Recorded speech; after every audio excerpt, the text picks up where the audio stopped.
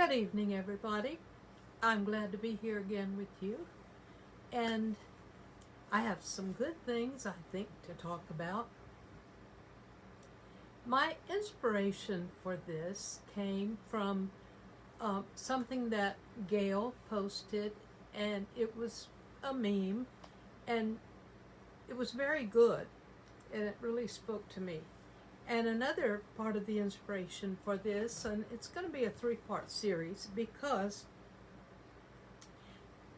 there's a lot to cover, and I don't want to go all night. So, but Mary Davis' book, Everyday Spirit, that our friend Stephanie reads from every day, there were some things that really spoke to me in one of her readings, and I'm going to cover a lot of that more next week.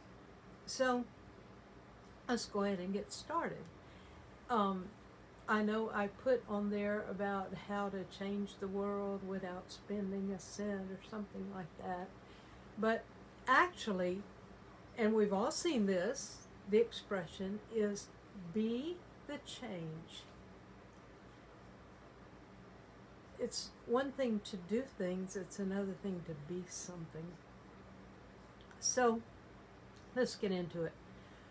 The meme that Gail posted said this: one of the deepest healings you can ever receive is to be fully seen, to be loved, and to be accepted for all that you are. Now, I don't know if that's true. It rings true. I don't have scientific facts. I have experiences that I'm going to share with you, and I think you probably do too. But let's just think about that.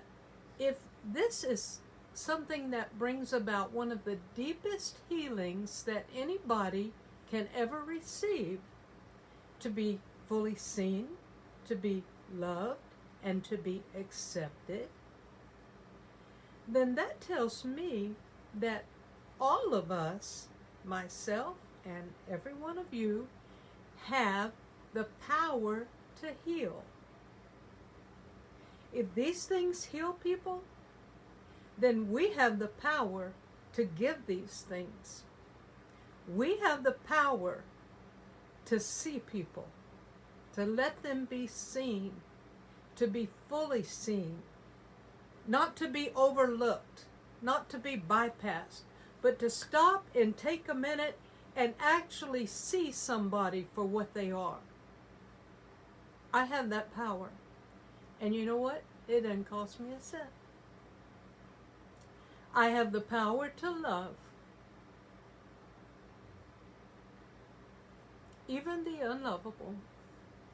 I say sometimes, now this is just me, but sometimes I make the statement. You know, I love everyone because I see in everyone a seed, a portion of God. And therefore I love everyone, but I don't like everyone. And I've come to be at peace with that. I think that's okay. So, I can love everyone, the unlovable. I can love you. And if that's going to bring about healing for you, then I must let love just ooze out of my heart. The third thing, and to be accepted for all that you are. How many of us remember what it feels like to not be accepted? Not a good feeling at all. We all want to be accepted. And if my accepting you brings healing to your heart, then I have the power to bring healing. I have the power to heal you. We have power, my friends, and it doesn't cost us anything. It just takes a heart that is capable of caring enough to give these things, to be able to let someone feel that you see them and that you hear them and that you love them and that you accept them. I have the power to bring healing. Now, I'm not talking about some goo-goo gaga stuff.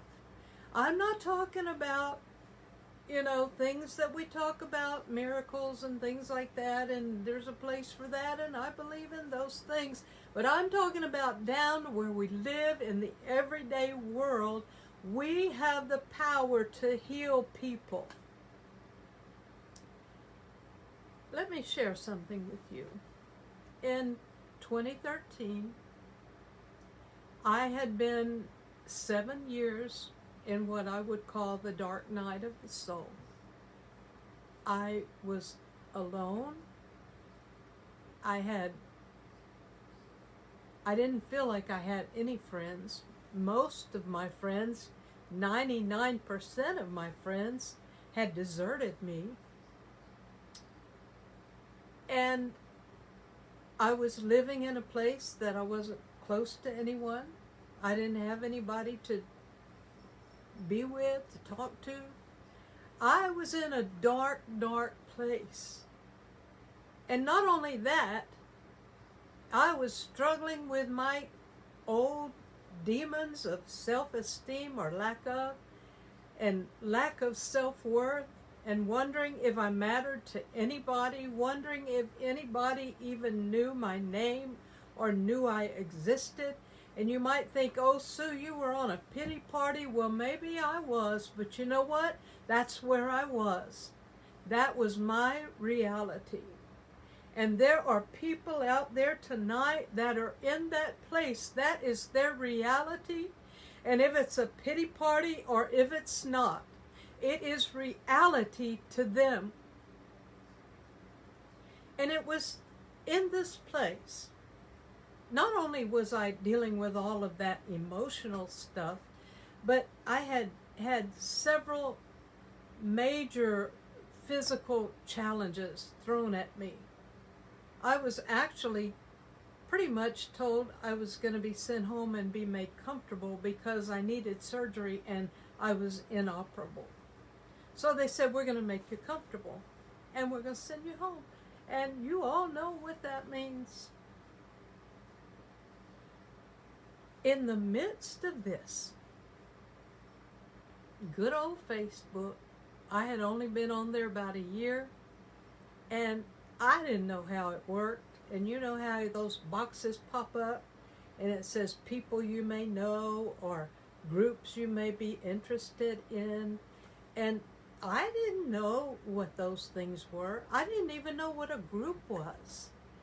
And this group popped up, and it said bold.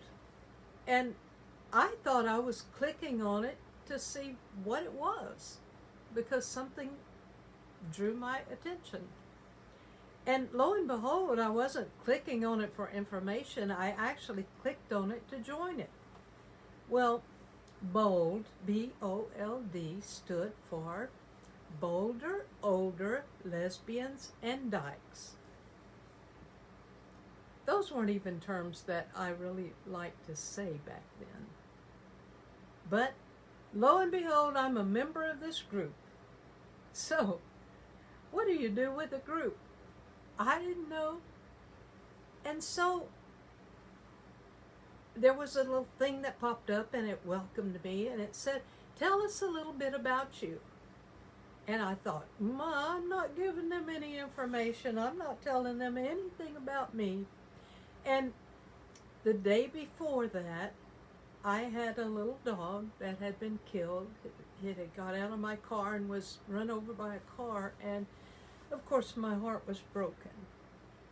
And so I thought, well, I'll just tell them this because this is safe. It's not about me. It's about my dog. It's nothing personal. And so I wrote there, thank you for having me. My heart is broken because I just lost my little dog yesterday. Well, lo and behold, not one, not two, but I counted. There were about 65 people that reached out to me and said, "We are so sorry about your little dog. We are so sorry. We know you're heartbroken. We know that's what that feels like." Well, let me tell you now, I had been in 7 years of a dark, dark place, of wondering if anybody even cared about me anymore.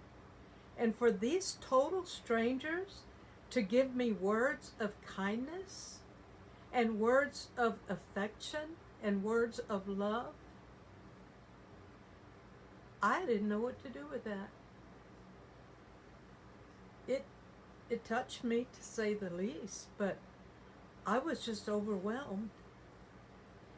And not only that, but about 2 or 3 days later had passed, and suddenly I'm hearing back from some of these women, and they're saying, "Sue, how are you?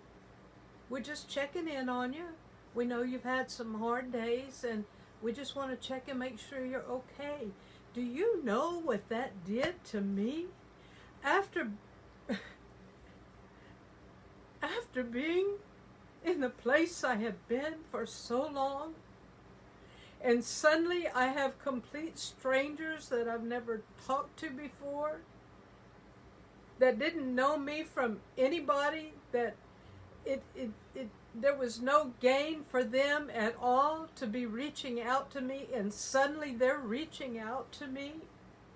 And suddenly something happened in my heart. And I began to feel that someone, somewhere, was seeing me. And someone was loving me. And someone was accepting me. So you see, I don't have scientific proof about this thing I read.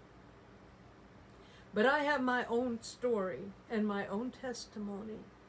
And I know what those 3 things did for me. I know what it did when those people reached out to me. And suddenly something began to stir inside of me. It was called life. Because I had been walking in a place of what I would call death. So, not long after that was November of 2013. Not long after that, and I think this experience with Bold is what prompted what I call my awakening to happen. And I had my awakening, and that's another story for another time, but I will tell you that I woke up from the sleep of death, and I began to realize, hey, I am somebody, and I count for something, and there's somebody somewhere that loves me now, and that's going to love me in the future. So I want you tonight, if you find yourself in that place, I want you to reach out, because there is a lifeline. There are people that care. There are people that will reach out to you. And they may be strangers, and you may never ever meet them in this lifetime. But you see, words are life, or they are death. Words give life. And those words of kindness brought life to me. They resurrected me. And they began to make me come alive. And the power of life and death is in your tongue, and it's in my tongue.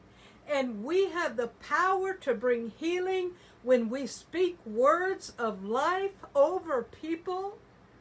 We may never meet them, and it may be something so high-tech and so newfangled as what we call Facebook. Or it may be the telephone, or it may be a stranger in a grocery store. But our words can bring life, and our words can heal. So I'm talking tonight about how to change our world without spending a cent. It doesn't cost us one thing to speak a word of life, to speak kindness. It doesn't cost anything.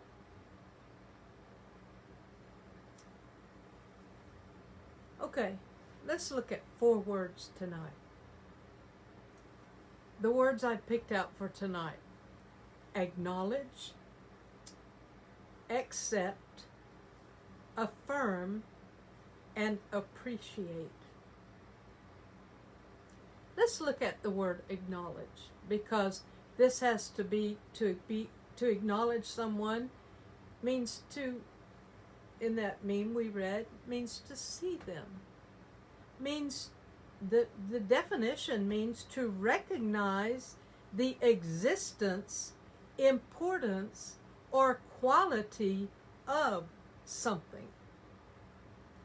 If I acknowledge someone, I am recognizing that they are important, that there is quality, that they simply exist.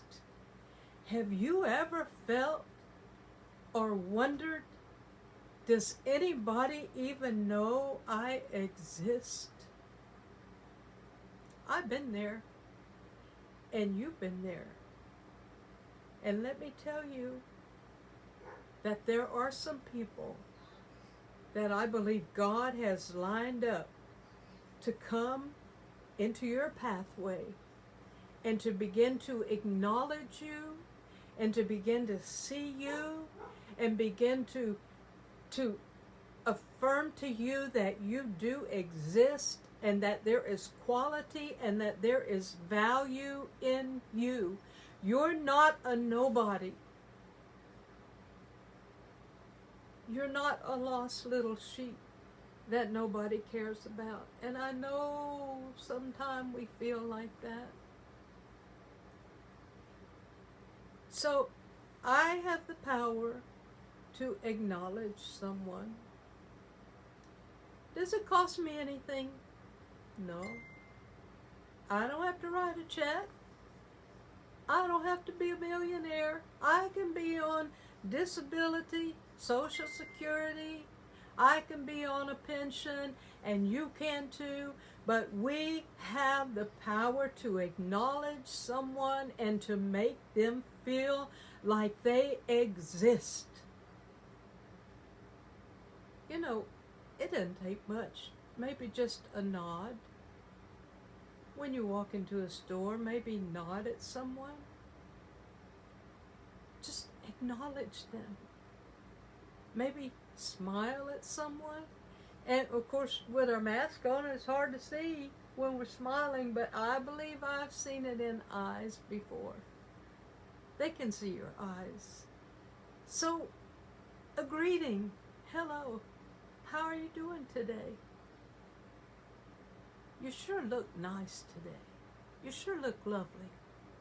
That's a beautiful blouse you have on. You sure have a wonderful smile. Listen, it doesn't take a rocket scientist. You don't have to have a college degree. You don't have to be rich. It just takes some caring down inside of this thing we call our heart. Let's go on. To accept someone. To accept means to believe or come to recognize as valid. Now, I've been in some churches before, a lot of years, and they said they accepted everybody, they loved everybody just like they were, but the word love there should have been, we're going to tolerate you until you change and become like we think you should be. That is not acceptance. Acceptance means There are no conditions. I accept you just the way you are, right here, right now. If you change, if you don't change, I accept you. We all want to be accepted. We all want to find that. And I know we can say that's our ego. We can put it off on that. But let me tell you, let's get down to the real world here. We all like to be accepted. We all like to be acknowledged. I used to go into a pharmacy out when I lived in Texas in the cow pasture, and I went there often, at least once a week. And they knew me. They knew my name because it's right there on the bottle. They knew who I was. And every week when I walked in there, I felt like I was a total stranger. And I said to myself, if I'm ever in business, and you successful business owners know what it means to acknowledge people, to acknowledge your customers, to acknowledge people, to accept them for what they are. Because you see, who can put the value on a life or a soul? Can I do that? I don't know. I don't know that person. I don't know you. But I do know there's a seed of God in you. And I can acknowledge that if I don't acknowledge anything else. I can accept that if I don't accept anything else. And so to accept someone without conditions is called unconditional love, in other words. Okay, let's move on. To affirm means to offer support or encouragement. Affirmation is so important. And I would like to say, oh, I don't need any affirmation. I know my self-worth and I know my God, and I don't need anybody to pat me on the back or to support me or to encourage me. But let me tell you something, I do. I need that. I need some support and I need some encouragement. I encourage myself a lot, but it's nice when someone else encourages you. It's nice when somebody else tells you that, hey, let me encourage you. Let me encourage you. Let me support you. Let me come there and offer assistance. A lot of people say, well, you shouldn't just go around flattering people. And it's not flattery. When you look at someone and you give them words of affirmation, and it could be words just like this, like the people at Bold, you know what they begin to tell me that touched me probably more than anything else? Some of them begin to say, Sue, you are so beautiful. I had never been told that in my life. I was a lot heavier then, but they saw beauty in me. Now, was that flattery? Were they flirting? No. They were affirming me, and that's how I received it. So for us to affirm someone, don't let anybody say, oh, you shouldn't flatter them like that. You tell them. You tell someone you are beautiful. You tell someone you are intelligent. You tell someone you are good. You tell people that, because you know what? It's like taking a cloak and putting it on them, and I've shared this before. And they say, but this coat doesn't fit. But let me tell you something. Before long, because of your words of affirmation and your words that have power, that cloak, they will begin to grow up into it. And suddenly, they're not that little beaten down nobody that they once were in their own eyes. But suddenly they begin to grow up and they begin to develop and they begin to stretch out and they begin to take deep breaths of life, and they begin to live because we have affirmed them, because we have built a cloak and a house for them to grow up into. Did it cost me anything? Not 1 cent. And the last word I want to talk about is appreciate. Appreciate means to recognize the full worth of. And Stephanie, in her reading, she made a statement, and this was from the book by Mary Davis, but she said, when we appreciate something, we change the energy surrounding it. And I thought, do we have any scientific proof of that? No, I don't think we do. But I do know this. When we appreciate someone, those of you that have employees, if you appreciate them, I believe that people will work harder for appreciation than maybe for money. And yes, you should pay them well. You should pay them what they're worth. But to appreciate an employee, I was in HR when I worked at Lowe's. And I learned, and of course I already knew this because I'd been in ministry, but it's so important to appreciate people. Because what is the opposite of appreciation? Appreciate means to give something value, and to depreciate something means to take their value away. You've heard about a car, if you buy a new car, that it depreciates in value the minute you drive it off the lot. Well, that's okay for a car, but we're talking about human souls. And we don't want to see them depreciate in value, but we want to appreciate them, to give them appreciation. And I believe that when we do this, we literally do change the energy surrounding them. Because suddenly, like I said, maybe a worker that you're their boss and you come along and maybe they're having a hard day and maybe they're just really not into it that day and it's just really hard for them to do that task that they're supposed to be doing. But you come along and you say, hey Joe, you're doing a great job and I want you to know how much I appreciate you.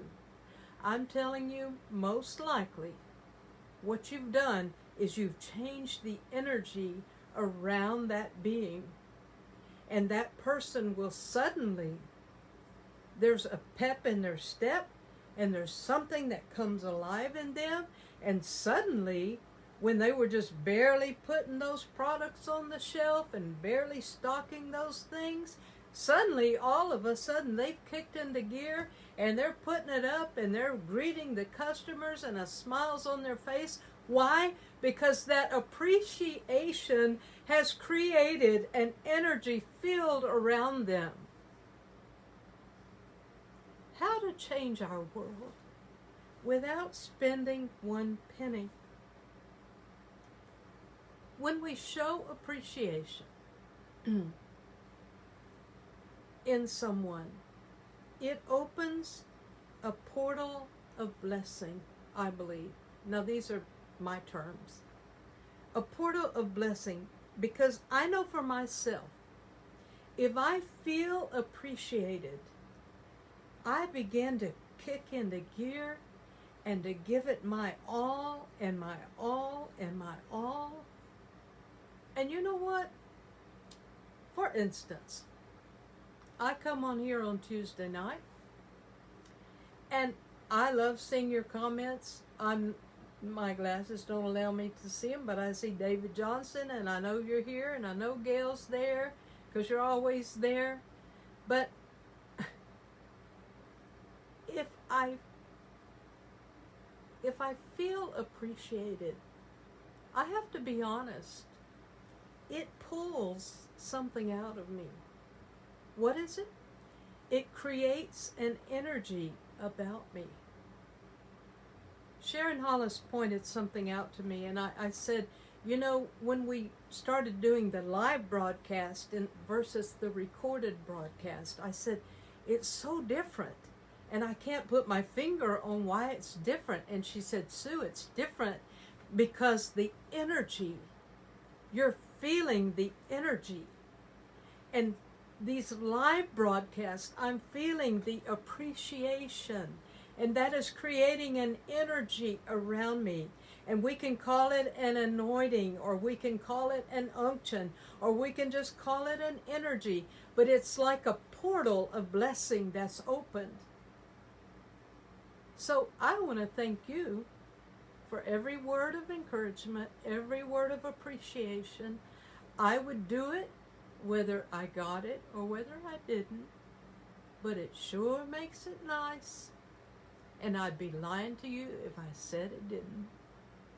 I'm just that human. Okay. So, I'm going to close for tonight. Next week, we're going to talk about gratitude and Thanksgiving. And then the week after that, Lord willing, we're going to talk about kindness. These are all things that we can do. I can change my world. I may not can change the whole country, but I can change my sphere of influence. I can change my world.